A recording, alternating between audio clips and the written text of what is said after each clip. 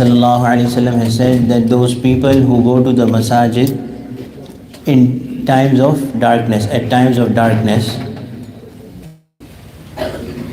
give them the glad tidings of complete perfect light on the day of judgment. What is the Prophet sallallahu alaihi wasallam talking about? The Prophet sallallahu alaihi wasallam is talking about that day when everybody would need light, would be seeking light to find their way to Jannah. The people would need light to cross the bridge. And Allah has elaborated in the Quran that the hypocrites, about whom Allah has said that they used to come, number one, they tried to not come for salah. But if they were pressurized by the environment, they would come, but they would stand half-heartedly.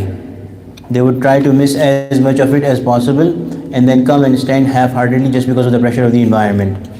Such people, the hypocrites, on the day of judgment, they will be asking the people of Iman for light, the Noor, but they will not have any Noor.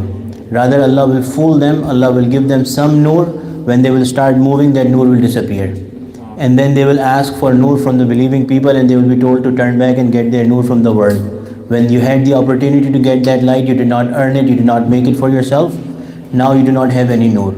The Prophet ﷺ is saying that the people who come to the masajid at times of Isha and Fajr, times of when it is dark outside, give them the good news of complete 100% Noor on the day of judgment. Also, an added benefit of coming for Isha and Fajr is that Allah subhanahu wa ta'ala counts us as standing, as someone who is standing at night, the whole night in worship of Allah subhanahu wa ta'ala. Therefore, even when Ramadan is gone, we will still be Muslims inshallah. Allah will still be there, the masajid will still be there. Please keep them populated. It is for our own benefit. It is for our own benefit. No matter how hard we work, no matter how hard we worship, we should never have that feeling that we have done a lot or we need a break. No, we need to keep on increasing and increasing and increasing. This is for our own selves and for our generations as well. They also need to see us connecting with the masjid, because the kind of connection to deen that our parents had, most likely we do not have that.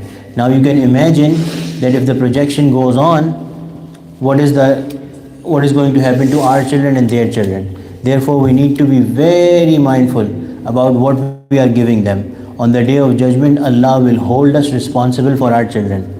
Allah will hold us responsible for our children. Our children will say to Allah that, Ya Allah, throw this father and throw this mother into hellfire, but not me. If they are able to save themselves by getting us thrown into hellfire, they'll do so. Therefore, we have to develop, we have to grow such children that are not only an asset for us in this world, but more importantly, they are an asset for us in the hereafter. But we have to make them successful first and foremost themselves. If they are not successful themselves, then how will they ever intercede on behalf of us? So therefore, we should be very mindful and very careful. Allah has placed these souls under our trust. Allah has made us responsible.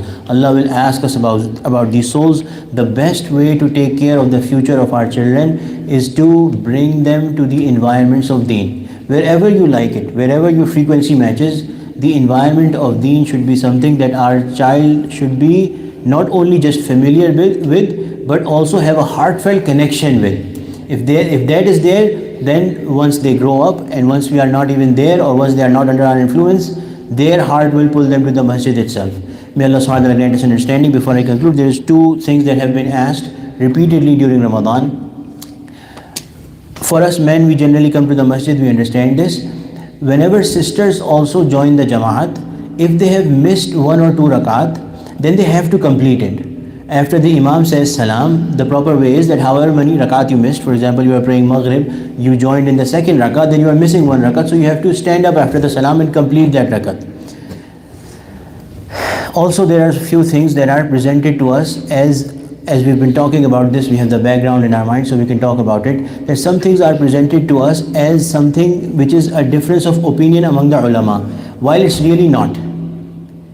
It's very clear, very certain that this is the ruling, but some people try to confuse us that this is a fiqhi ikhtilaf, this is something of difference of opinion among the scholars, while it's really not. So a few things. One of those we talked about yesterday, which is Taraweeh. 20 rakat Taraweeh is agreed upon by all Sahaba, all the Fuqaha. They agreed that minimum is 20 rakat Taraweeh. There is no difference of opinion about this. It is this century that we are talking about these things, or the past century. Otherwise, all the Sahaba always prayed 20 rakat. In the time of Umar Khattab radiallahu, in the time of Ali radiallahu, well documented that the Sahaba prayed. The people who say that we don't want to pray 20, they say that we don't want, they clearly accept this and they say that we are not going to follow the Sahaba, we are going to follow something else. They are themselves cognizant of it. Second thing that comes to, the question keeps on coming again and again, is wiping over socks. This is very serious. And again, this is presented to us as something that is a difference between ulama, while it's really not. All the fuqaha agree. See, it is said in the Quran. This is something very delicate, that's why I'm bringing it up. The Quran says that you have to wash your hands and you have to wash your feet. The method of wuzu that is given in the Quran, wash your hands, wash your feet.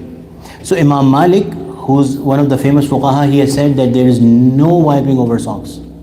There is no wiping over socks. You have to wash your feet. It is not by any means okay to wipe over your socks, no matter what the condition is. The other fuqaha have went with this understanding that because there is more than 100 narrations of the Prophet ﷺ where the Prophet ﷺ wiped over waterproof leather socks, therefore they say that there is permission to wipe over waterproof leather socks.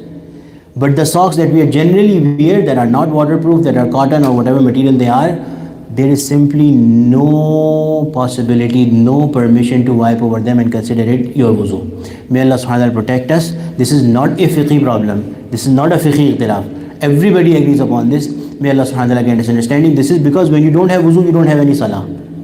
This is the reason why when I became imam here, I was told that the best way is that you do not wear socks.